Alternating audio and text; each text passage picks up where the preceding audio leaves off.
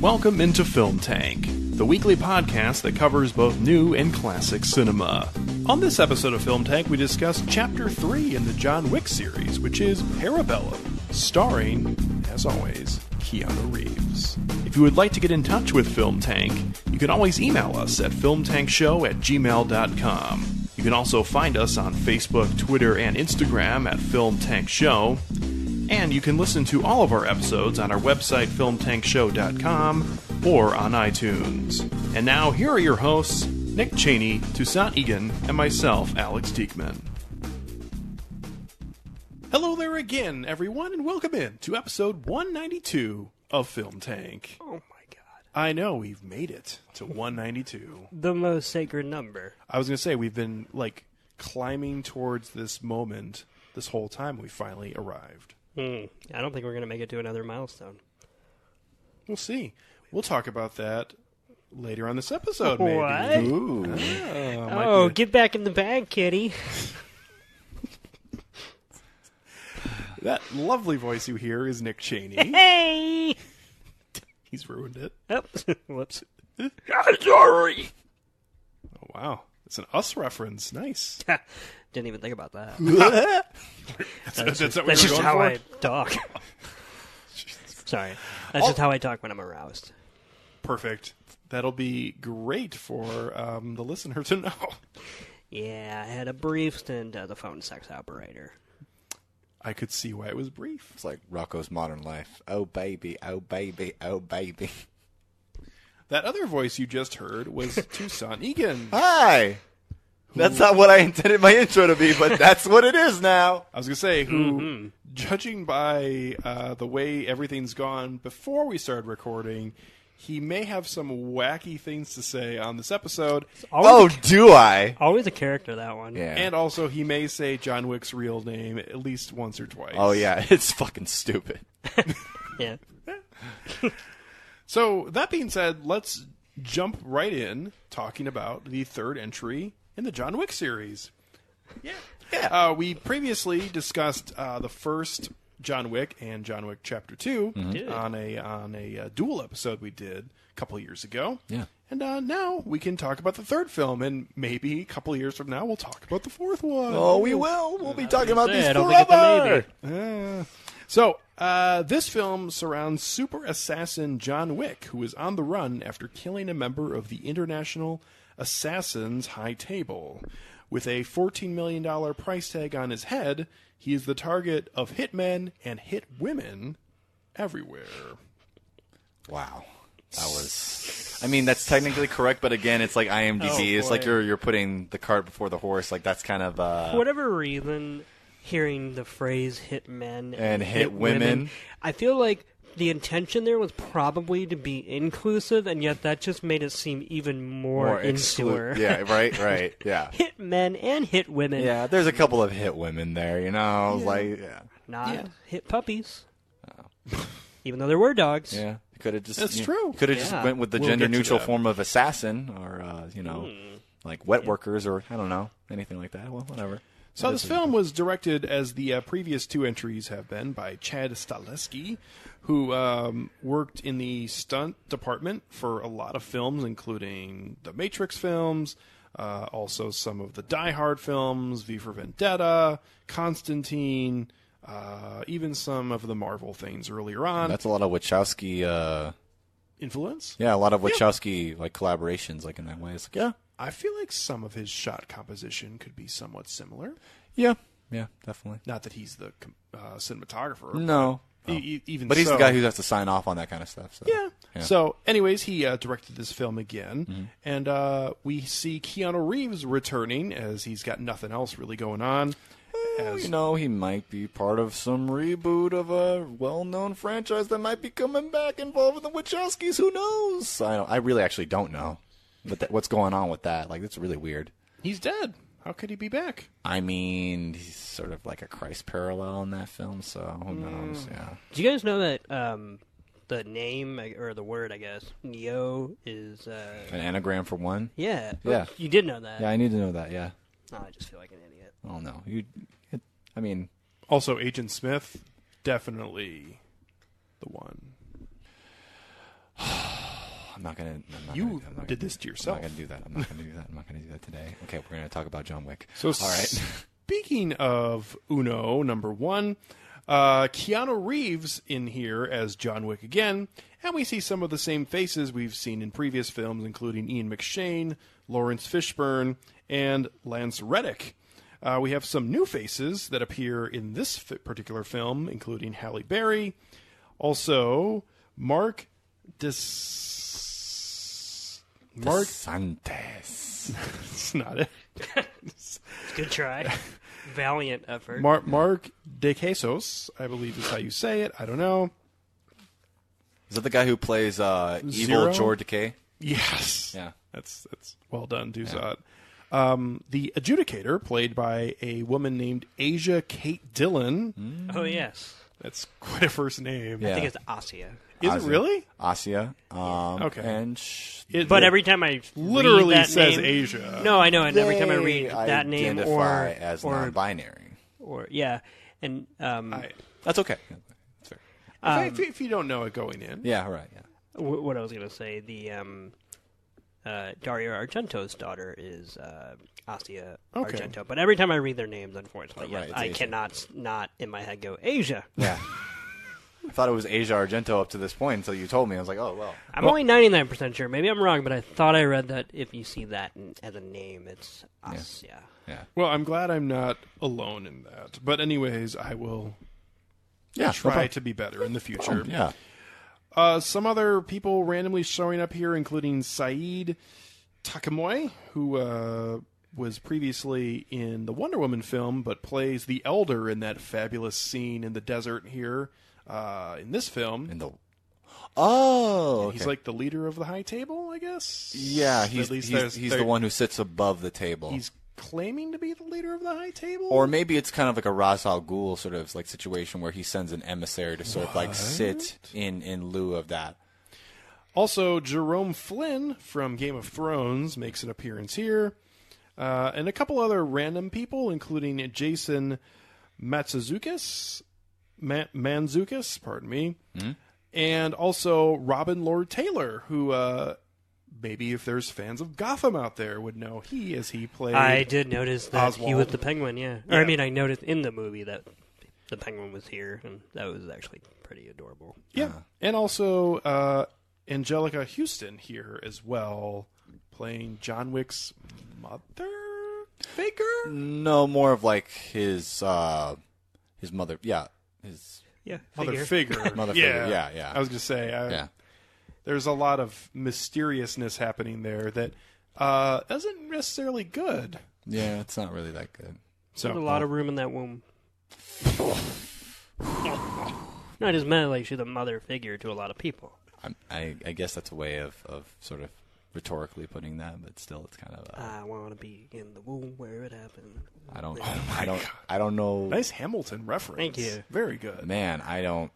Actually, you know what? There was a weird moment in this film. Weirder than that moment that Nick just did right now. I mean, You expect it from me. Asia Kate Dillon. Yes. I got it right. I Says really hope that's how you pronounce it, because then not only are we all going to look like an idiot. her name but- really is Asia. I mean, I just thought I read that, but now I can't find any. Information on it. on It's how to okay. pronounce Okay. it. It's okay. Anyway. Well, we'll go with Asia, and then that'll be fine. Yeah. Anyways, she has a line early on in the film where she says something to the tune of, well, not wanting to be in the room where it happened or something like that. And I like paused for a second. I was like, what was that? Yeah, it was kind of unfortunate. The other name I was going to mention this is kind of just something I would probably notice, or any sports fans, but Boban Marjanovic. That was the big guy at the beginning, Yes, right? Yeah. He's a 7'3" NBA player. Yeah. He's this just really tall, thick guy. Yeah. He got his fade running with that fucking book, man. Yeah, he wasn't terrible here, so good for him Yeah. that he made that appearance. Nick's joke in the theater was, I want to say, that really actually enriching the entire viewing experience of that. I really applaud him for that. Yes, if anyone who is not familiar with myself or my vocation, I am a librarian, and so naturally, when the first fight scene between him and that dude, I forgot his name already, Boban Marjanovic. Yep. When it ended with, of course, John Wick just kind of, I would say, throwing the book at him. Yeah. He basically tried to guillotine him with a book. Yeah. I just, because we've all been there, and I just turned to Toussaint and I said, when the library closes at 9, we close at 9. Yeah, they got a belly laugh out of me. That was pretty good. Oh, wow. We had a lot of stragglers. Yeah. So I gotta clean them up. I got to admit, that was the first time I saw myself in a John Wick movie, because I've been there. Man. You gotta do it with the reference books, though. Well, you go to fiction, you may get a romance, Harlequin novel, and, they're a little tiny, and they're not gonna get the job done. If anything, it might just break. Pleasure, but anyway. Yeah. Oh. So, Nick, would you like to go first? Oh, sure. Okay. Yeah. Thank you. Yeah. All right. Yeah, I went and saw this. Yeah, we know you went to go see it with us. What are your feelings about it? Well, right. I think that was his feelings right there. Yeah. Big fan of the first two movies and lukewarm fan of this one. It's in no means bad, but it also really doesn't have a reason to exist outside of a few fun moments. I'm continually impressed and thankful that the John Wick franchise has staying power, but this was the first time when I can start to see John Wick fatigue on the horizon.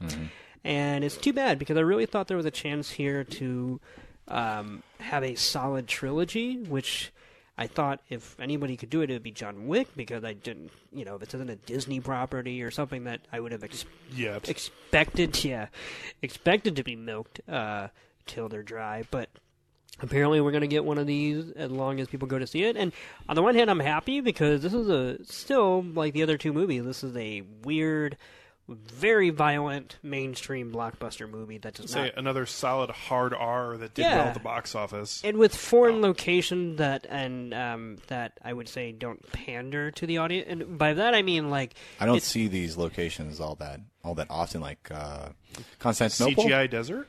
I mean, Constantinople, it was just like him walking around that. That was really cool, yeah. But I'm talking, while it is gorgeously photographed at times, these aren't like the vistas of, let's put John Wick at the Bahamas. Where it's like, oh, at least it's good to watch, whatever. It's not like James Bond. Yeah, I would actually pretty much, that's a perfect comparison. Yeah. And I like it when they do it in Bond. But we don't need another one. But... overall, I thought this was mostly just kind of when it was good, which I thought the first 30 minutes were fantastic. It was great, and it was like John Wick as ever before. And when it was bad, I just thought it was kind of boring. And I feel like that's the last thing I should be saying during a John Wick film. Yeah, especially the final big battle. Oh, yeah. Was, exhausting. And... if you showed me any one of those moments and nothing else, on YouTube, I'd be like, oh, I want to watch that movie. But the way they flowed together just did not quite...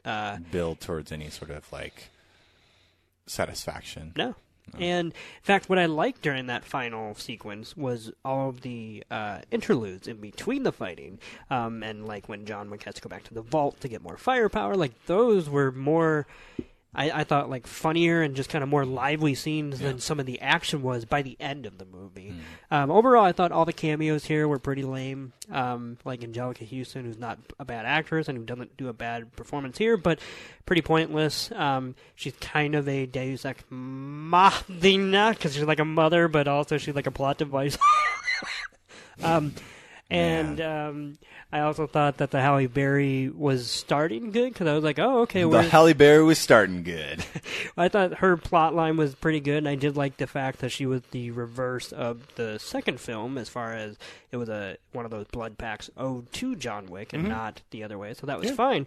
But I actually was kind of disappointed when she did her whole, I'm done now that you're in the desert. Not because I don't buy it, but because I just thought that was the least interesting route for her character, because we're introduced to a backstory and an inner turmoil in her character. Well, she has to go back and clean up all the shit that she fucked up in carrying out her blood pact to John. The way when she left, she was in it.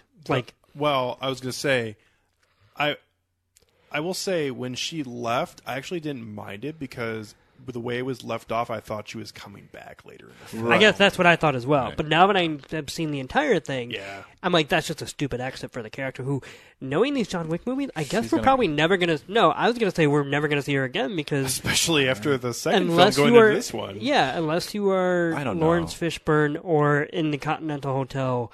This movie has a very... Now that we have 3... Very insular sort of like universe. I was going to say it has a very sporadic sense of continuity, which is that people who should come back because it makes perfect sense don't, like, in my opinion, Ruby Rose. I know you guys threw out comment out there, which I could say I was 50-50 on as to whether I thought that was either necessary or realistic. But, I mean, Ruby Rose, she walks away from John Wick only to, I guess, never come back for his $15. She has kind of like a... I'll be seeing you. Well, literally that. And also, too, she has almost like a villain turn at the end of John Wick 2, where it seems like she's just becoming somebody like Barbossa becomes in the Pirates of the Caribbean I series. think that the John Wick franchise is going to end up becoming like the kung fu shooter action equivalent of like the Saw series, where these characters are going to pop back up Whenever like maybe they're free. Whenever the fuck they're free, and they're like, haha, here's what I've been doing in the meantime, and I'm back to get you, John Wick, or I'm back to help you, John Wick. Okay, I'm gonna go fuck off again. Bye. That kind of shit. Yeah. Yeah. That was an interesting voice. I mean, yeah, it's an interesting series. Yeah.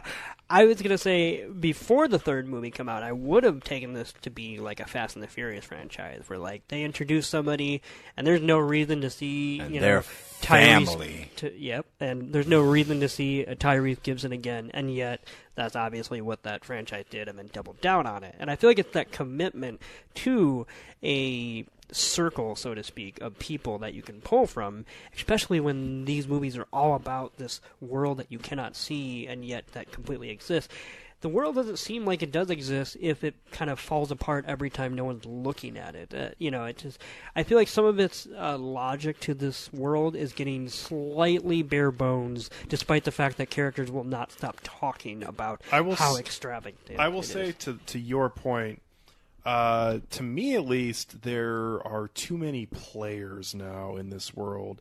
I think in the first film, it was a extraordinarily unique concept that there is this other world with its own currency and a great and tease, because it really didn't explain it. Yeah, No. it's more interesting through implication and sort of like but soft notes than like even in hard this- world building. even in the second film, where people can just jump out of a crowd and start trying to beat up or kill John Wick or whatever, like, it was perfect because they can just hide in plain sight. That literally happened in the third act of this film when he's like coming back from his journey to the Elder, and like the two assassins in New York who are like the two younger assassins who are like walking through the subway tunnel, and they just get like knocked out by the the evil George Takei like henchmen, and they get dragged off, and nobody seems to be distressed at the Common fact and him that there's. had a gunfight in I was a going to subway. say, that, and also Common and him had a very similar moment where John Wick was able to just kind of fade away with the crowd out by, I think, like it was out by a fountain or something like that at some point in the second film. Yeah. I guess my point is that there were way too many people who are in this world throughout the film. Like, every single person that he runs into anywhere happens to be looking for him. And this idea that everyone's after him now because the money's so high is like, there's too many people for this to be this underground secretive world. I'll say this too. I'll say simultaneously it's too many people and yet too little variety in this movie. In the second movie, we literally had homeless people, a random hot dog vendor, just so many whatever. In this movie, it is literally only homeless people and Asians. Like, that's about the only thing that gets represented here. And I don't mean that, like, oh, we need more white people. But this seemed way more like, okay, this just seemed like a gang war than like a diversity of occupations and of walks of life. Where I felt like they were everywhere, whereas here, maybe they were geographically everywhere. But it definitely felt like it'd be pretty easy to spot who's, based on the way they were presented in this film. I don't know. This entire universe just feels like it exists in some weird unreality that is dictated by some like childish deities, it's like a child's game taken to a deadly extent. Whereas like you literally have like the ending of John Wick 2 where Winston is able to make everybody freeze and it's just like red light, green light. And then you have like the most ludicrous, like sort of ludicrous Fast and Furious part of the sort of world of, or the rules that entail in this world of John Wick Chapter 3, is when John is being chased by evil George Takei on the motorcycle, and he crashes. He really doesn't look anything like George Takei. You know what? Guess what? I'm just that's what it is to me. I just want to make sure in case our listeners are confused. What do you want me to say? Is like that's what he looks like to me. I'm sorry. Okay. I just wanted to give another opinion. Okay. So he crashes into the front steps of the Continental, and he just puts his hand on the steps because, like, yeah, if you kill me now, you're killing me on Continental. I touch the flag. You can't hit me. You can't hit me. I actually thought that was good. I think that's like it reminded me of a fucking children's game. That's what it is. Like that to me is in microcosm. That's what they're doing here. It extends to this entire sort of universe, and I'm just like, this is just kind of. But there, at least they were twisting a rule we already knew and seeing the extent or limits of that rule. Whereas when they introduced the fact that there's not just a high table, but a person above the high table who, in my opinion, really could not possibly run anything that has to do with anything that's not happening within that little tent.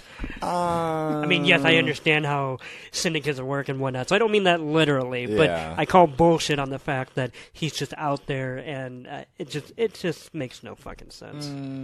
I mean, I'm willing to forgive that, given the fact that I'll let you finish up. So that was my final thing, basically. Well, okay. I thought it was okay. I just didn't like the way it presented new ideas, and I didn't think it varied old ideas enough to justify its existence. That's fair. To finish a thought that I was going to have on the idea of there being too many people or this world growing and it being less interesting the more people fill it, it's funny you brought up The Matrix earlier, because this is something that was a terrible part of the second and third Matrix films, where when we had all of these people in the underground group and they were having orgies and shit. Yeah, that was a stupid part. That was really, really dumb. And then you have all of the other, people who've survived, and there's this whole other world. Are you talking about the exile programs? Well, all of it. Just the further it went on, to me, the less interesting it became. I think that there are. I mean, I'm going to have to refute that, because I think that the underground orgy in Matrix Reloaded is definitely one of the low points, if not the low point, in my opinion, of that entire trilogy. I thought it was just really gratuitous and stupid, and even just thinking about it right now, it just makes me want to go, "Oh, why does that fucking exist?"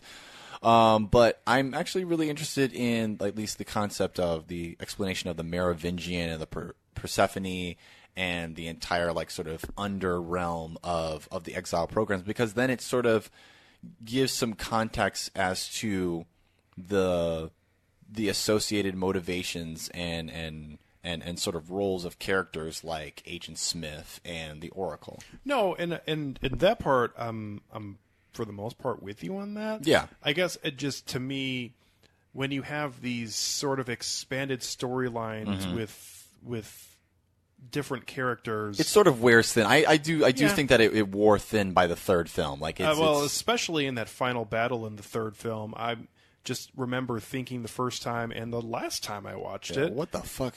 Well, it just you start off in the entire first film where the characters are so insulated off from anything else, right? And I know they're just trying to escape in the ship and get back to wherever they're trying to go, right? But at the same time, the fact that there are just millions of people that are just all over the place and they all have all this advanced weaponry and shit, it's just like, okay, this feels like a different movie. It's really stretching the plausibility of this entire premise. Anyway, go right ahead. Back to John Wick. I feel like it's only natural that we talk about the Matrix trilogy as it relates to this, because I feel like this is definitely a film, given what you've mentioned before, Alex, about how this director has worked as a fight choreographer and stunt person for the Matrix trilogy and has worked with Keanu Reeves. This very much feels like it's an entire series, really, that owes to that of Keanu Reeves' precedent as an action star and the Matrix is what made him into an action star, pretty much. I mean, there's Speed and other shit like that, but like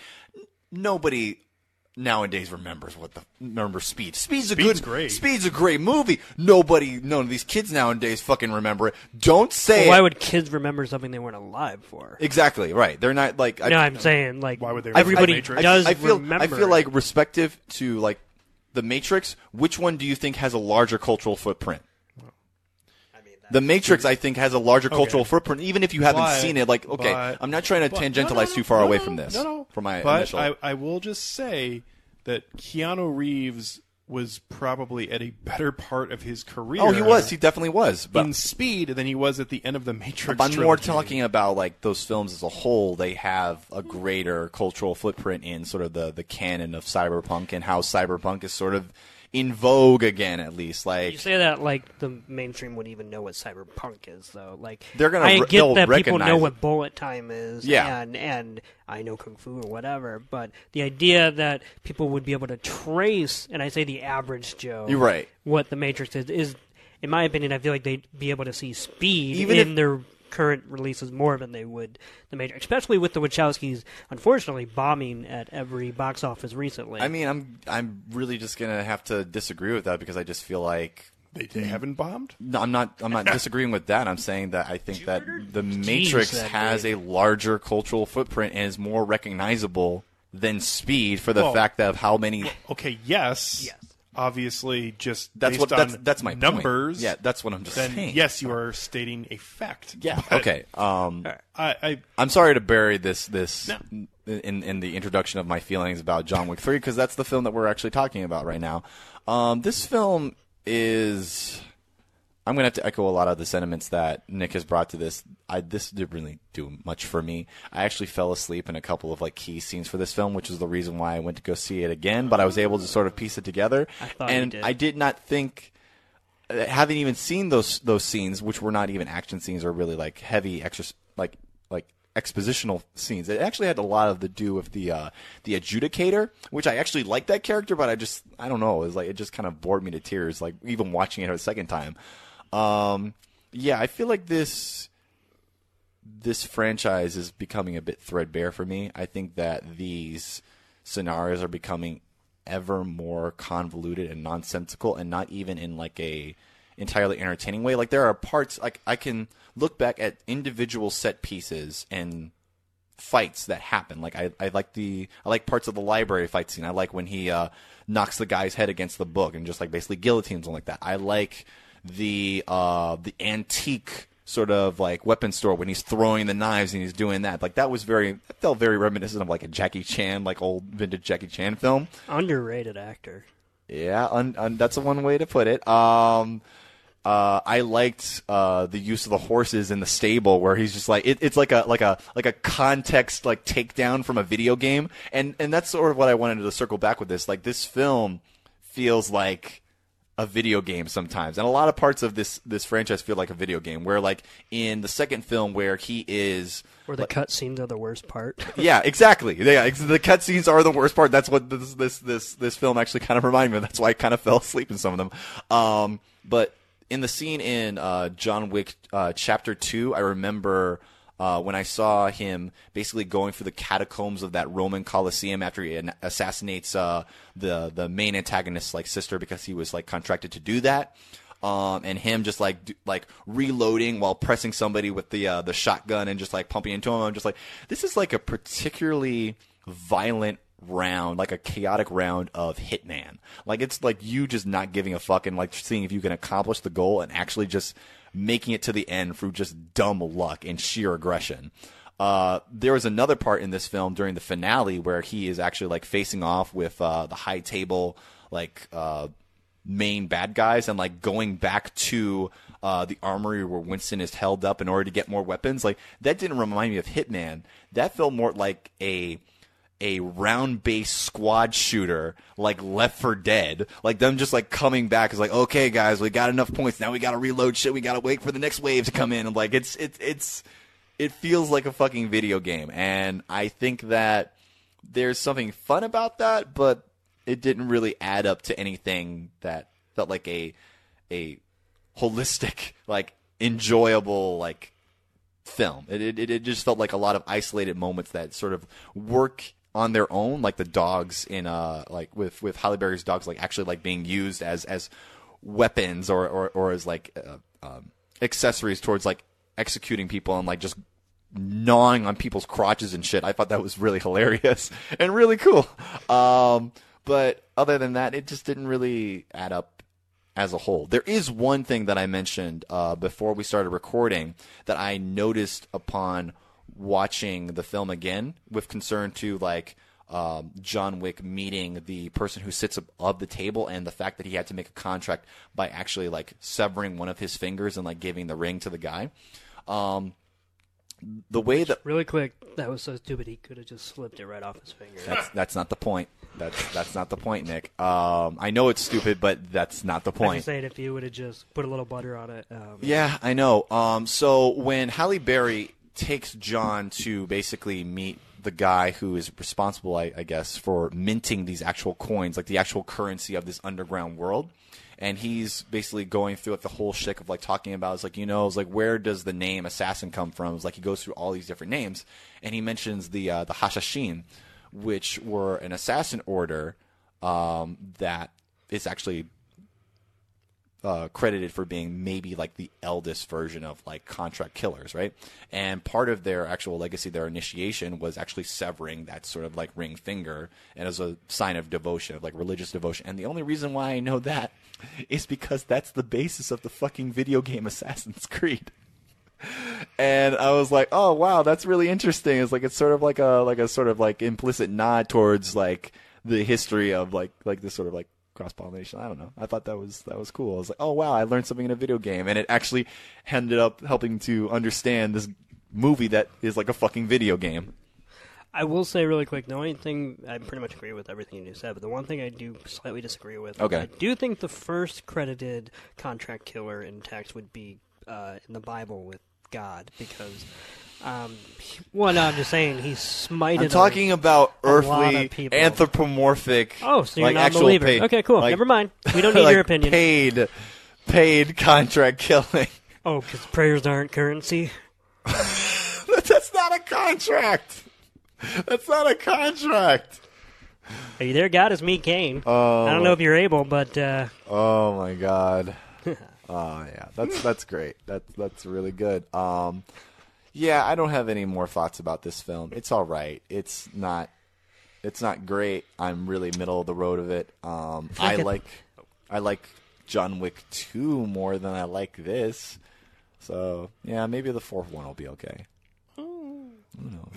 Maybe it'll be diminishing returns, or maybe they'll be like, oh man, that really didn't. Oh, there's another thing, another video game reference that I wanted to make. Okay, please. And I also actually two more things, two more notes. Okay, you're out of control. Two more notes. Okay. So this film also opens with another Buster Keaton like reference where they show like a montage of all of his films against that giant like billboard in Times Square, and I think that was the second movie. That was also in this one as well. It was in this one? It was also in this one as well. Where was it in this one? It's when he's in Times Square and it's circling around, and it like zooms in on a frame and it shows him on like grabbing onto a. So now they're just reusing shit. Yeah, they're sort of like just reusing shit, but they're also sort of like leaning into that whole like physical comedy aspect when it comes to their choreography. And I felt that was actually. I don't feel like it is prominent as in 2 when he's going through like the taxi car bumper showdown where he's just getting mowed down by these fucking cars that are trying to like beat the shit out of him. I thought that was pretty funny. But in this one, the physical comedy doesn't really come to the forefront until that final like showdown where he's being thrown through those glass casings. Like that felt like a Buster Keaton like sort of like vibe. And that entire executive office just ended up looking like the Elusive Man's Observatory from Mass Effect 2. I gotta say really quick, you're starting to make me like this movie less because I'm sorry, because I didn't notice the Buster Keaton reference in this film. I noticed it in the second one. Oh, it's in this one. So right, but now it was cute. when they were playing coy about like, yeah, John Wick's kind of a silly fellow every once in a while because there's, but the idea that they're now like, no, we're like Buster Keaton. Now I'm like, okay, they're like the action movie equivalent of Buster Keaton. It's like, no. I mean, I get that the BuzzFeed pieces ran with it after your second film. I think they have, but at a certain point, you either go all in with that. I don't mean like become a silent film. I just meant I would forget that this was a kind of darkly funny movie until it would punctuate its jokes, like that glass whatever, which I thought that scene was great. Yeah. But I also thought that was a little too late. Right. At that point. It's too little, too late, and just like there's not enough of that sort of like adjacent brutality and physical comedy that.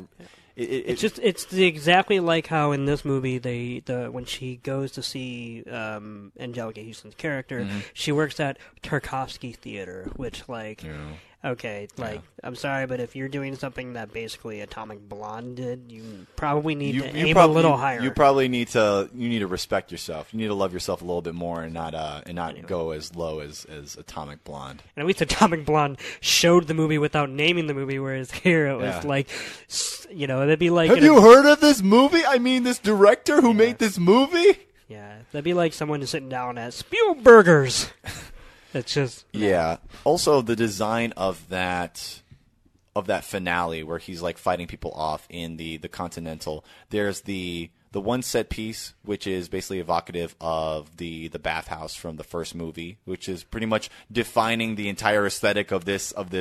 You rolled your eyes at that when I told you about that. It's like, but it's just it's. Well, I rolled my eyes because I don't understand why it's the exact same design aesthetic in the hotel. Is it the same location? Which makes no, it's not sense. the same location. So if that's not the case, then why did they hire the same architecture? So they could have somebody be like, "Oh man, it's like that one scene from the first movie," and then they have like the glass like maze like in the second film, and I know that is a trope and that is continued on in many different points and like a lot of other.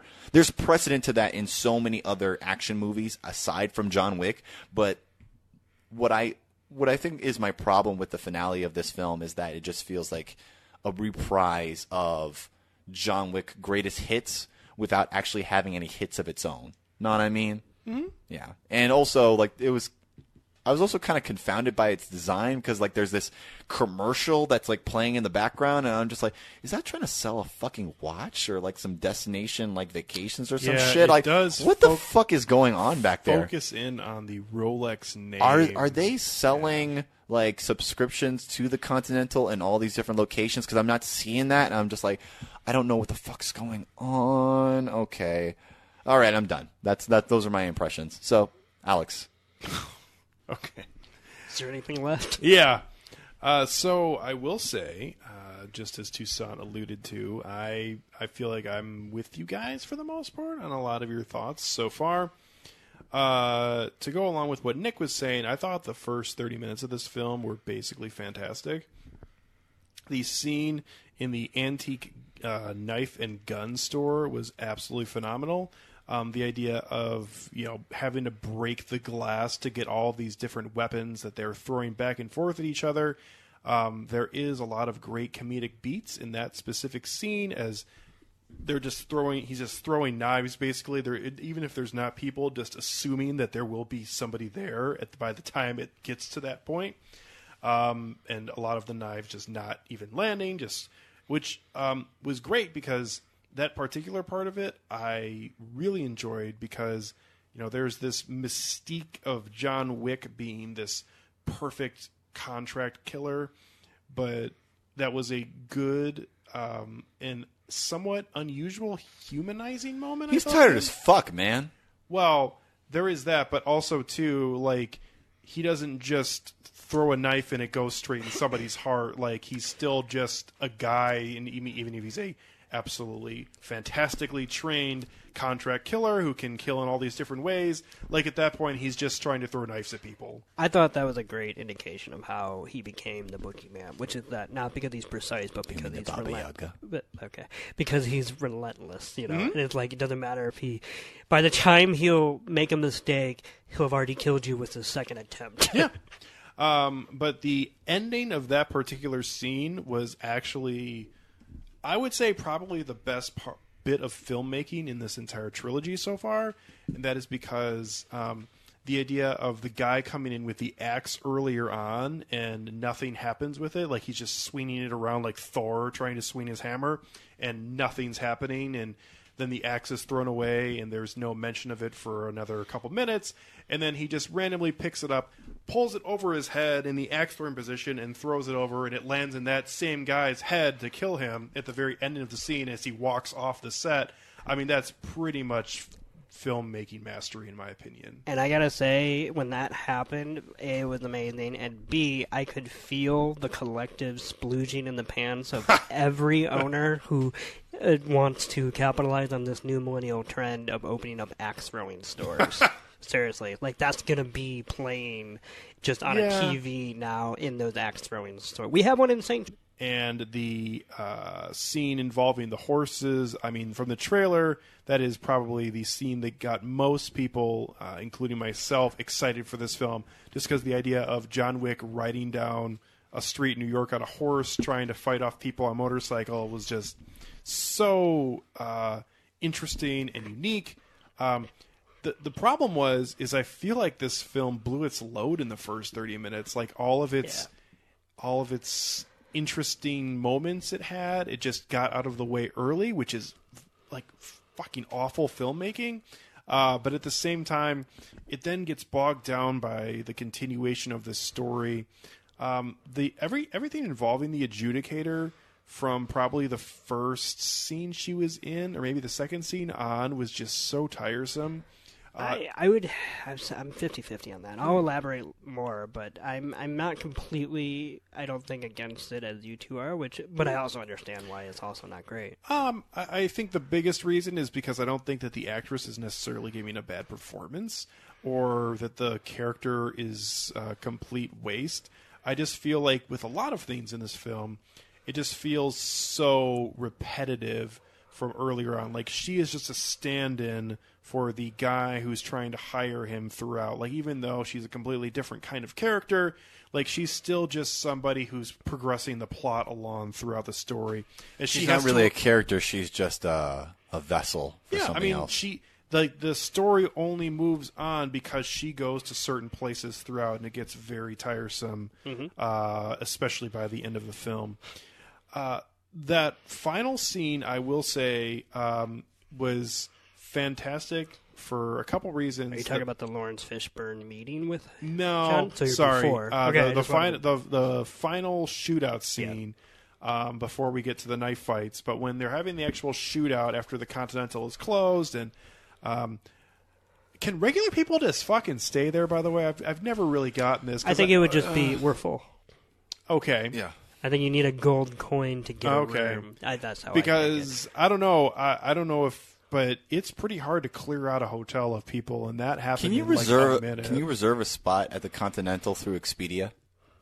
Yeah, if you have plastic gold coins. I mean, like, but like when you go through Expedia, like say an assassin goes through Expedia, right, and they have to like. They're looking for a discount. They're looking for a discount, right? And they're trying to they're trying to reserve a room at the Continental because they're going to be in New York for 24 hours because they got to do some business shit and then they got to fly out again. And it's like, and then they got to, like, how far does this fucking conspiracy go? It goes. Like, do they have a coupon code? They have a coupon code and they put gold coin and then just like flips to like some night mode version of Expedia and it was like, welcome, Mr. Wick. Can I let you in a little secret? Then ever heard of the dark web? Yeah, that's what I thought. All right, that's great. So, the thing I loved about the shootout portion of that scene, as you may have guessed, was the sound of the bullets throughout. God damn it, that was fucking sexy. Everything involving the knife fights afterwards, I was so bored by. I thought that was an unfortunate come down of a fight because it should have been something that was like obviously the crown jewel of the movie, but if that fight had happened in the middle of the movie, I probably wouldn't have even thought that bad of it. But as a rising action to its climax, that I'm with you in that final fight. It dragged. Yeah. It and it also seemed like, no offense, but there was, in most scenes with John Wick, I get that Keanu Reeves can pull off, that he's better. But I'm sorry, in those scenes, it really does seem like that actor has to pull punches. Like, I don't buy that guy can't kick John Wick's ass. Well, especially after what John Wick has been through. And I don't mean for these movies to be realistic, but if he's making all these kind of mistakes throughout the movie, how is he able to really pull it together? It's just one of those things. I actually thought the final fight part of the fight scene was okay. And the kind of comedic ending to that I actually kind of thought was kind of funny. But at the same time, just the entirety of that scene with the two other, guys, the one guy from the raid, and that just was just, I don't know, just exhausting to me. I'm with you. Which is unfortunate because it's the climax of the film. The one scene I will say that I feel like is a microcosm of this film is actually the shootout scene that involves Halle Berry and Keanu Reeves. I actually thought the scene when they were discussing Halle Berry having to help John Wick because she gave him that blood pack. Yeah. To save her daughter. Marker. Yeah. That whole scene I thought was absolutely fantastic just because of the discussion back and forth of him saying, do you want me to tell you where she is? And her not wanting to fucking know. I thought for a moment he was going to say it was Ruby This will Rose. be explained in a spin-off comic book. It was what? It was going to be Ruby Rose's character. Because we don't know who the father would be. So I'm just saying I thought Ruby Rose with the short hair and whatnot looked enough like Halle Berry that maybe even if she wasn't going to show up, that's how they were going to tie it together. Oh, okay. Only because he made a point to say it. Now Could I know still why. Be, I guess. True, but anyway. Anyways, that final part of that dialogue-driven scene where Halle Berry just says, and now I'm fucked. Just with the way she said it and the way the whole scene progressed, I was like super pumped for everything involving what was going to be afterwards, knowing that the dogs are going to be involved because of everything in the trailer.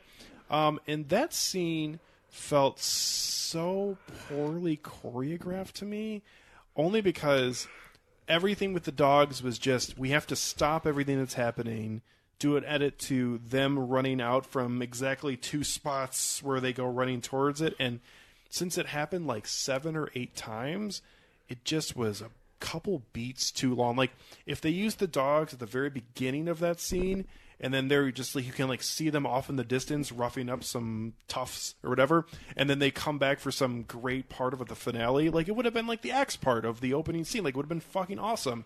But it felt just too I don't know what the best term is, but it just monotonous, just kind of over and over. I don't. Well, that is a good way to put it, but it just felt too highly choreographed. Oh, okay. It didn't feel like people moving around. It was just, we have to go by the stairs because I have to call the dog that's waiting up to run down, and it's just like, okay. While some of it was great, it just I felt like it was a microcosm of the film where it just was too much, too perfectly set up. And it just wasn't enough unique fighting and unique storytelling as we had in the first two. Yeah. I will say, just piggybacking on the dog comment, I got to admit I'm with you. And not only that, but I got way more joy watching the dog jump through taxi windows than I did grabbing crotches, because that just got old really quick. But every time they jump in through a window, I was like, oh, good boys. Good boys. Such good boys. Good boys. Yeah, and I have to say I was not disappointed necessarily, but after everything at the end of the very first film, I thought like the decision to sideline John Wick's dog was, I guess, necessary, but at the same time, why we keep not having dogs be a part. I mean, I know Halle Berry's dogs have to be a part of this, but that's where it all started. And so, I mean, I don't know. It's not even John Wick's dog at this point. That is the concierge's dog. I guess, because like I thought it made sense because he was like leaving the country, I guess. But at the same time, like him being in the cab at the very beginning, be like, take him to the Continental. I'm like, they're sidelining the dog. Yeah. What the fuck? I agree. And it just was. Although I will say that was one comedic beat that I actually thought was really, like, kind of like obvious, but at the same time I actually thought it was pretty funny when her dog gets shot and he's like, I know how you feel. I don't know, I just thought that was great. Yeah, overall I think this is entertaining and pretty fun for the most part throughout. There are some parts that feel a little draggy, but a decent film, but it's headed in the wrong direction. That they need to end this story, this continental, everything with the high table. Like, I know that it's part of this universe, but this Skywalker story needs to go away. We need to go in a different direction if we're going to keep fucking making these. No, it's a really threadbare mythology that is becoming even more bare with every single installment. Like, you think that the Continental is just, it happens to be, it's this hotel where assassins happen to congregate, and they basically do business, but they don't do business. You know what I mean? That's their hangout spot. That's their underworld sort of like vibe. And then you realize, like, oh wow, it turns out the Continental is not just a one-off hotel, but it's a brand that exists in all these different situations. This is where all of this is the hot spot for all of the savvy go-to assassins, and they all that the authorities would have caught on to this at some point. Oh, but I think the authorities do know. I think you don't realize how deep this thing goes. To be fair, the first movie does clarify that. You working, John? Yep. Yeah. All right. To quote a trailer from the 2017 Hitman, we live in a world of assassination. Thank you for that. Thank you. I mean, that's pretty much, as corny as that sounds, like, that's the same sort of vibe and same sort of like explanation that John Wick is trying to like tell us. Like, it's just more blunt and on the nose. Yeah. Anyone got anything else? Nope. I actually do think we've pretty much covered I was going to say, I think we can go to everything. final. We'll see you next year when we do John Wick. 2021. Yeah. John. They're not going to rush these. John Wick. Yeah, they're going to take their time.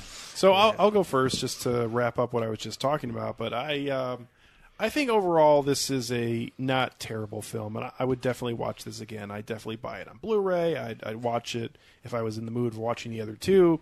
Like, I feel like this is definitely in the neighborhood of Return of the Jedi if we're comparing it to the first two Star Wars films. If it was, comparing the kind of trilogy this is. The problem, though, is that it doesn't fucking end. No, and it doesn't necessarily have to, but this story should have reached a conclusion in this film. And instead, it doubles down and actually gives you less answers and more questions, which is really unfortunate. Oh, yeah. I know that feeling. Do you? What do you? Yeah. I'm sorry. You said, like, it's a film that gives you more questions than answers. And it's just like, yeah. It's like, yeah, I know that feeling. Right, but what are you? Can you give us like a specific? I'm reference? sorry, I'm sort of referencing Prometheus, and I'm just like, that's frustrating. He's like, yeah, I guess it is frustrating, isn't it? Yeah, sorry. I mean, I do this to myself. I'm sorry. I mean, they all die other than Nomi Rapace and Michael Fassbender. That's not what I'm talking about. But okay, no, cool. Yeah, we'll just. We're not talking about this. It's today. Every episode, pretty much. Well, at this yeah, point. but not today. Yeah, not today, Satan. Oh God. Overall, I thought this was solid, but at the same time, it's going in the wrong direction, moving the wrong way, and I am now where after John Wick Chapter 2 was wanting to not have to wait for the third film, I am kind of dreading the fourth. So 3 out of 5 for me for John Wick Chapter 3 Parabellum. A series that I think has reached its peak. And maybe not. Maybe it'll be like Fast and the Furious. It'll turn around. But I certainly don't think so at this point. So. Yeah, this film is really middle of the road for me. It's mid. It doesn't really do much to move the needle. Another thing that I remembered is that whole scene with him fighting off the ninja guys like henchmen with swords and stuff. Yeah, that's just derivative of that one scene from The Villainous. I know that Nick takes umbrage of that because, there's other ways of like having. Strong. I'm just saying the idea that The Villainous somehow created that. I don't think it created that, but I feel like that scene and the way that it is framed and the way that sequence actually flows, watching it a second time, I'm just like, yeah, this feels like a watered down version of what The Villainous did with this exact same sort of like setup. And it's just like just watch The Villainous instead. It's a good movie. I give this a 2.5 out of 5. Yeah. Unlike Hallie, I think this movie is not very good. I think this is a 3 out of 5 film for me, and just not giving me a look. And I just think that this is, if I'm harsh on it, it's because I'm comparing it to the other two John Wick, not necessarily cinema as a whole. Yeah. I think that it could do better, and I think that it might. It's a step down by its own standards. Yeah. And I think that it has potential, even if it's, you're always going to have weak outings, so maybe the fourth one could be good, you never know. But the indication so far that we've got 3 of these, that these 2 sequels have only been able to end these movies in a way that somehow doubles down on its promise of a larger world and conflict is not a good sign moving forward. And it's the stunts and action choreography is pretty great when you compare it to most blockbusters and whatnot. But this was slightly blasé for John Wick standards for me. So 3 out of 5. Yeah, I've got to say, there was a promise basically made at the end of John Wick Chapter 2 that we're getting this all-out war in the third film. The third movie literally promises it again. Because we don't get it in right. this film. No, yeah. It's just not because there. this film, we're preparing for war. That's the name, Parabellum. That's not what they said at the end. Parabellum. They said he's going to have every single person fucking going after him. Yeah. Which I was expecting, and I didn't get. No, but now he's... And it already felt like that in the second movie, so I don't know how they were going to do it differently, but they definitely didn't. No. So, any thoughts out there on John Wick Chapter 3, feel free to send them on to us at filmtankshow@gmail.com. Before we call it a day on episode 192, we are already making plans for our big 200th episode. 200! Yeah, that we're going to have coming up in 2 months, 2.5 months. Roughly. We'll see, somewhere in there. So we've been kicking around a few ideas, and most of these were thought of by Nick. So his big idea was that we would have...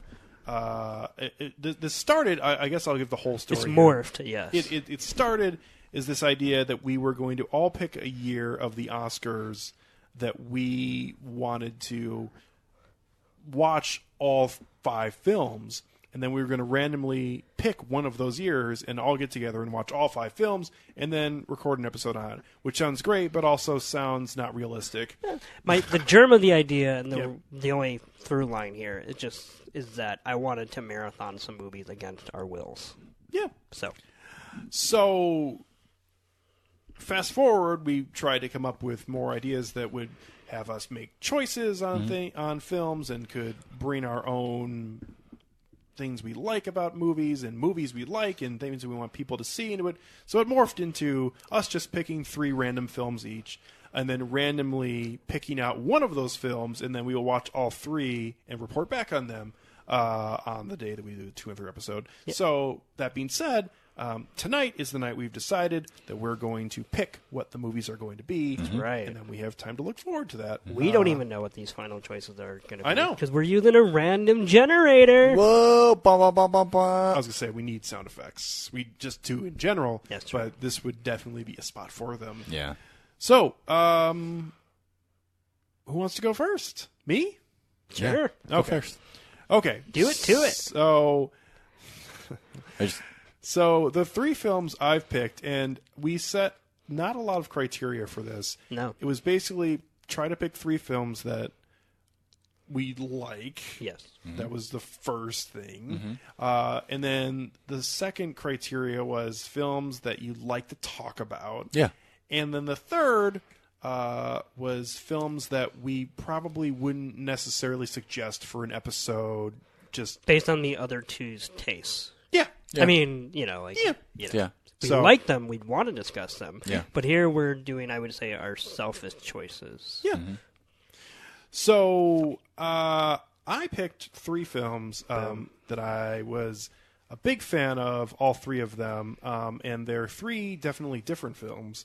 So here are my 3 choices. The first being Francis Ford Coppola's The Rainmaker, which I think is a fantastic film and definitely has some very interesting actor performances, some great characters in it, and also has a great storyline and is definitely a forgotten Francis Ford Coppola film.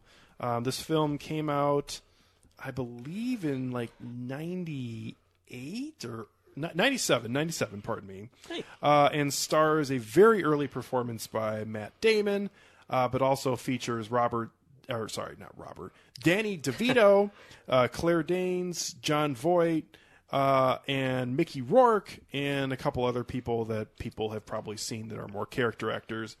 But I remember my parents took me to see this in the theater when I was 10 years old. And I remember not really knowing much or being that interested in it because it was a long film, especially it's not that long. It's like 2 hours and 10 minutes. But when you were a kid, it felt like a really long movie. For a drama. Yeah.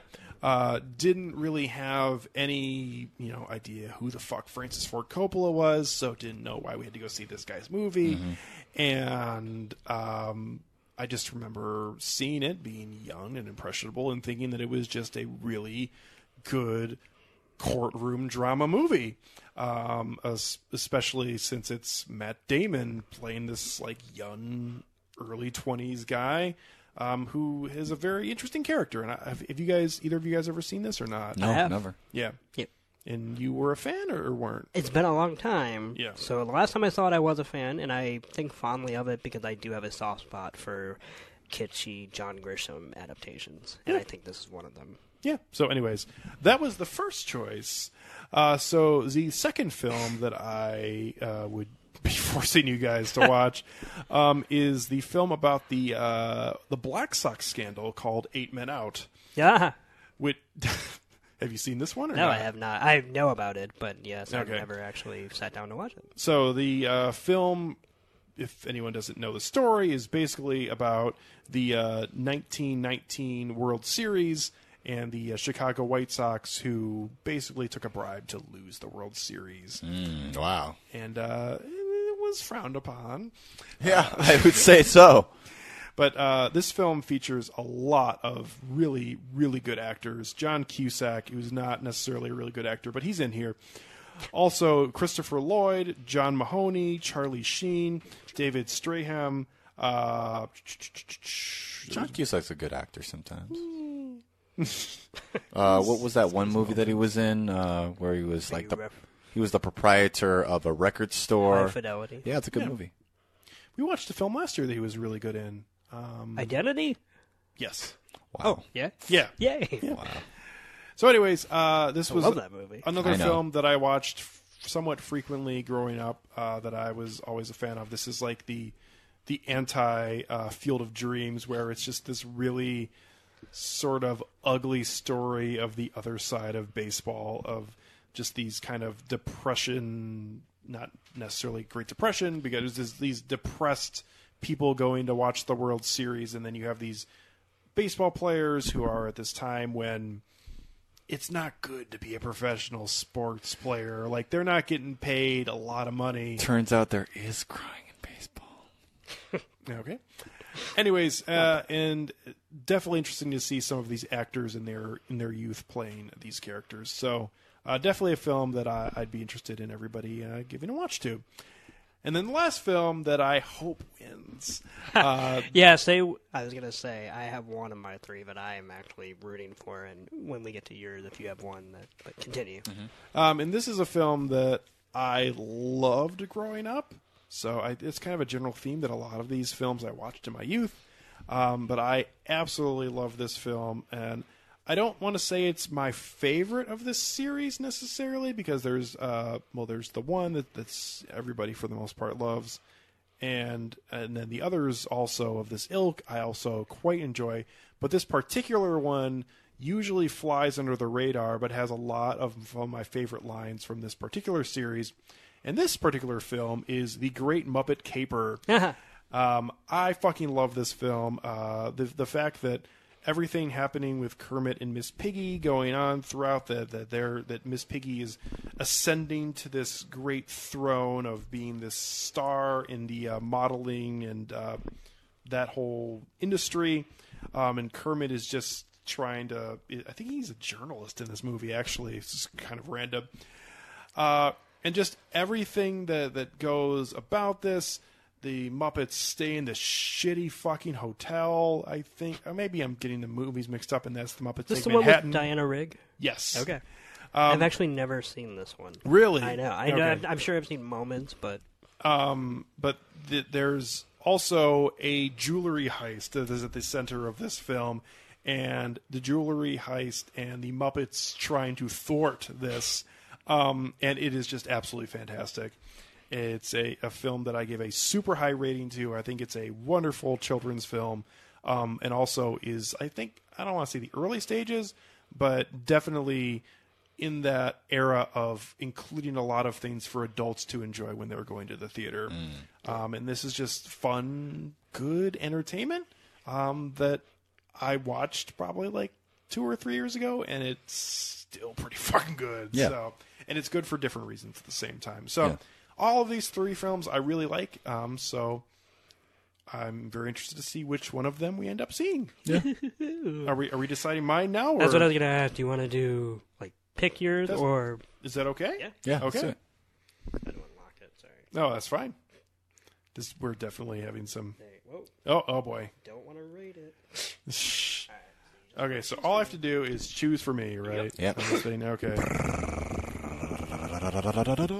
8 Men Out is the film. Oh, boy. To be fair, I think we could do either one of the other 2 for a regular episode. Oh. I'm just okay. saying I would watch any I would one watch of those, 3. yeah. So They all sound really I think interesting. 8 Men Out, it literally is the one that sounds the most out of our fringe of what we normally do. yeah. So Well, And then it's not maybe a fucking if, Marvel if film, so let's that do makes it. you feel better, based on Oh, no, Yeah.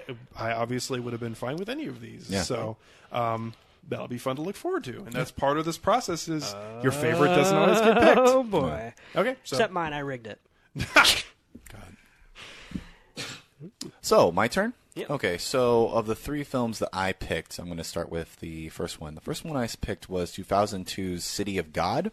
I watched this a couple of years ago on Netflix, and I was really taken with it. I know that it won a lot of awards the year that it came out, and it's just a very affecting and just enthralling story of watching this kid Rocket growing up in the favelas of Brazil in the so-called City of God, which is not a good place, despite what you think the name means. It's not a city blessed by God. It's a city that only by the grace of God might you actually escape, and just basically showing how this young boy grows up within this space, and to see what he has to the sort of circumstances that he has to defy in order to escape and build a life for himself, and also just his coming of age, assorted around his friends who are also coming into their own sort of identities as people, and just watching them come into this place for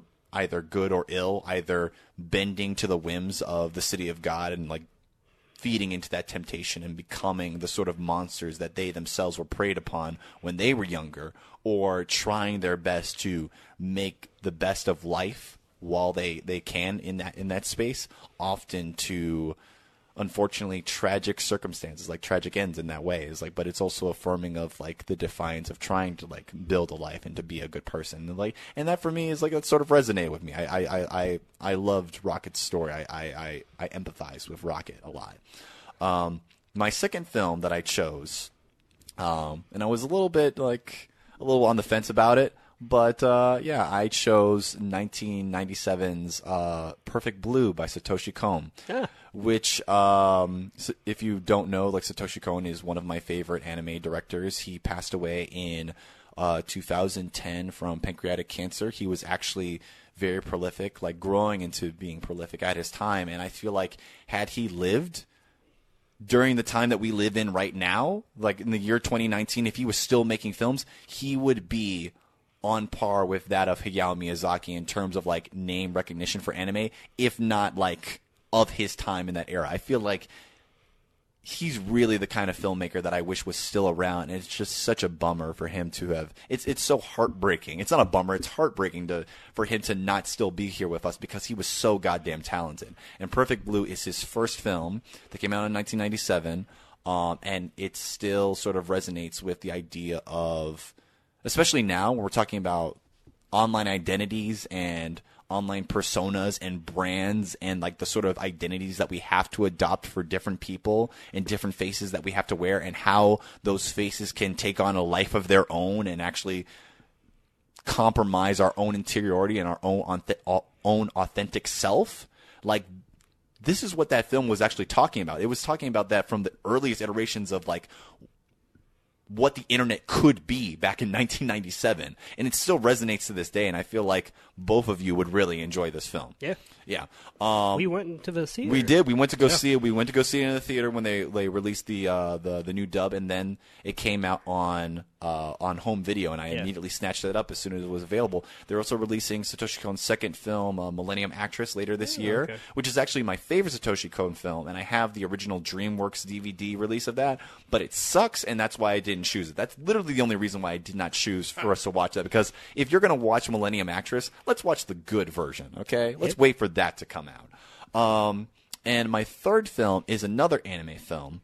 It is 1987's Royal Space Force: The Wings of Honomis, which is directed by Hiroyuki Amiga. If you don't know that name, obviously guys probably don't. Like, the reason why I chose Royal Space Force: Wings of Honomis is because it is the first feature-length film from Studio Gainax. And if you don't know Studio Gainax, they are probably one of the most prolific and influential anime studios of the mid-'80s onward through like the early to mid to late 90s, like right into like the early aughts, right? They are the studio behind things like Gunbuster. They're a studio behind things like Gurren Lagann. They are perhaps most famous for having come out with Neon Genesis Evangelion, which is a huge big deal right now in the year 2019 because it's just been acquired by Netflix. It's going to be premiering again because it aired in 1997. It's been out of print for over a decade because it is literally one of the most prolific, influential, and unattainable series out there, because to license that show alone costs millions. There are more, when it comes to like people who are getting paid out for Evangelion, like it's still popular to this day. There are more fingers in the pie tin than there is pie when it comes to Evangelion. There are more people making money off of Evangelion branded shit than the actual sale of the show itself. It is that prolific. And so even adjacent to that, Royal Space Force: Wings of Honomis showed like what this studio could do relatively young when they were just like doing their first feature-length film. It has Ryuichi Sakamoto performing the score, and it is probably, in my opinion, one of the most interesting cases of world building that I've ever seen in an anime. Like, it's just so intricate on a level that I just don't think I've seen before, and it's sophisticated in a way, and just like how ambient this world building is. It just feels so adjacent to real life, and yet so uncannily like stranger than our own. And that's what makes it interesting. And that's what I like about it. And that's why I think you might like it. So I'm going to choose right now. All right. Da-da-da-da-da-da-da-da. Come on. Royal Space Force: The Wings of Honomis, 1987. Let's go. All right. Oh, yeah. Okay.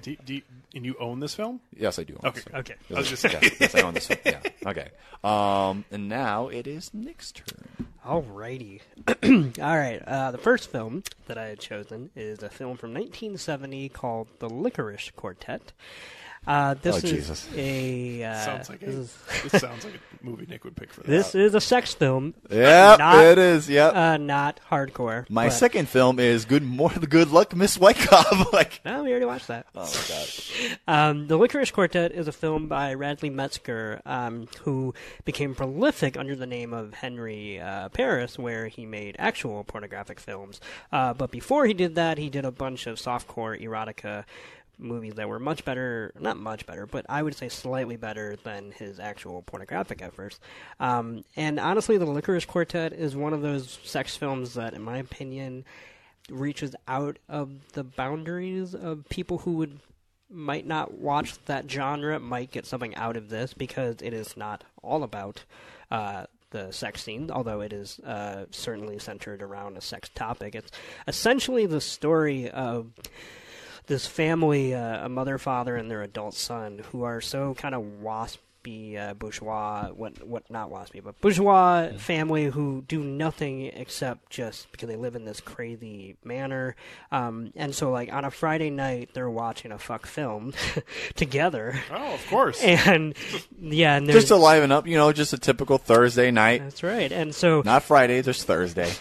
And they get bored watching the movie, so they decide to go to the circus. While they're at the circus, one of the stunt motorcycle drivers in one of the circus acts, they believe to be the girl in the movie they watched. So they invite her back to their manor, and from that point on, the movie is in no way told in chronological order or even distinguishes between what is reality, what is fiction, and everybody's complete sexual existence is basically upended by inviting this stranger into their household. And, it's one of the greatest film scores of all time, in my opinion. Really? I actually don't listen to a lot of film scores, like independently of the film itself. I try to, but I just never really. Right. But that is a score that I listen to over and over when I'm working or whatever. Yeah. It's just gorgeous. So, that is the Licorice Quartet from 1970. The second movie is James L. Brooks' Broadcast News, starring Albert Brooks, starring Holly Hunter, and I'm going to blank on his name, who's the guy, the general from the Avengers? William Hurt. Nick Fury. Oh, yeah. William Furt. William Furt. William Furt. William Furt. And Nick Fury. Furt. Broadcast News is my favorite romantic comedy ever made. It's probably, or it is one of my all-time favorite movies ever made. And I feel like it is, in a lot of ways, the film viewing side of me I don't often speak about, so to speak, so that's why I wanted to include it, which is that I am very much here for this shit. Not to mention also, to understand me as a person, I feel like someone has to watch an Albert Brooks movie. That is me to a T, at least internally, and it has, in my opinion, it has the funniest line I've ever laughed at in a movie, and for those who have seen it, it's what Albert Brooks says to William Hurt during the dinner party after, because I'm going to spoil it because I don't give a shit, but it's all in his delivery. But when Albert Brooks plays this kind of nebbish, shy news writer who wants to be an anchor, who's also in love with Holly Hunter's character, and William Hurt plays this very good-looking suave jock who's the dumbest person ever, but he looks good on camera so he can read the news, and so of course there's a love triangle, whatever. So as things are really heating up for William Hurt's character, he's outside on the veranda, and he runs into Albert Brooks' character, and William Hurt just goes, "What do you do when your real life exceeds your dreams?" And Albert Brooks just goes, "Keep it to yourself." And I will just never get over that line reading. So I think it's one of the most romantic movies ever made, one of the funniest movies, and just one of the sweetest movies. And it's got a great cameo by Jack Nicholson. Oh! Yeah, so my third and final film is a film called Bird People, which I've talked about once or twice. Yeah. It's a recent-ish movie. Yeah. I want to look up the director's name so I don't butcher her name. Yeah, Pascal Ferrand. This is a odd movie, in a good way, in my opinion, in which it basically tells two stories. You have a prologue in which we don't follow anybody's particular story. We're just kind of literally people watching the same way some people bird watch. And then it settles on a character for no discernible reason, and we follow him for about 45 minutes, and then we follow a different character for another 45 minutes, and that's the movie. And obviously I'm underselling it and what happens in it. One section is very eventful as far as plot, but it takes place all in one room, and the other one is like almost the exact opposite. Nothing really happens, and yet one big thing happens, and it is just, I've likened it on a Letterboxd review as to what I would consider the equivalent of cinematic magic, where I watched it and I had no idea what was going to happen next, and when something did happen, I didn't expect it to happen, and when it did happen, even when I got used to it, I was also kind of looking at it cockeyed, wondering how they even filmed it, and also what it was even doing in this movie, and I just think it's phenomenal. So that's wonderful. Bird I love those People. Yeah. Yeah. So between the three films, I will admit, obviously I'd watch all three of these, or any three of these. Part of me wants to watch a fuck film with you two. Okay. No homo. Won't be the first time. That is true. All right. Here we go. I almost clicked Alex movie. Oh boy. Here we go. The Licorice Quartet! Wow. I get what I want. Yeah, you get what you want. Oh, man. Oh boy. Well, that is a roster right there. I was gonna say, I think the three most random films from our selections got picked. Yep. Yeah. So Yay. that'll be fine. Yeah. It'll certainly be I think it'll be an fit- experience. It'll fit its purpose. Yeah. Can I just advocate? And if anyone has a disagreement, or we can all fight about this, that's fine. I would like to throw my gauntlet down to watch my movie last. I think that's fair. Because it's very dreamlike, so if we're tired, it will work in its benefit. Yeah, that's true. Just wanted to say that. Yeah. Okay. Anyway, that's fine. we'll We'll figure that. out the order when we get there. But man, I'm excited. Okay, that'll be fun. Watch That'll be 'em three very random movies, I think. So that's good.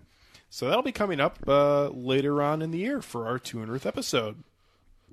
If you have any thoughts on our upcoming 200th episode, or any random films that you really enjoy that you think that we should not necessarily review but just watch sometime, always feel free to send them on to us. And if you write a nice little write-up on it, we'll discuss it on a future episode.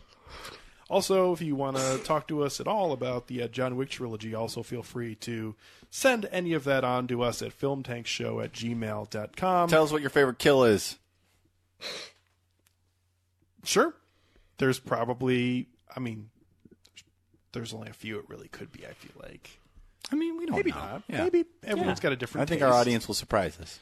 Maybe some people just really enjoyed watching those dog munch on those fucking dicks. Maybe. But I think there's That's other somebody's kink. Don't knock it. there's other really good ones out there too. So yeah. Okay. Yeah. Well, I put it in the audience's hand to Yeah. send us what their favorite kill and anything else they want to send to us to our website. Movie related. Yeah, well, oh boy. Thank you for saying that. You're welcome. Also, try to find us on Facebook, Twitter, or Instagram at Film Tank Show, or also listen to us, as is very important to the We're whole right here, podcast. guys. We're right here.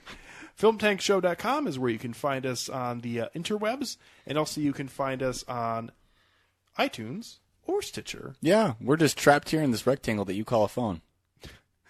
at Film Tank Show. And also, if you can, please rate or review or both Wonderful. of our podcast, which, as Nick just said, would be wonderful. Do it before the 200th episode, because the ratings might go down after that.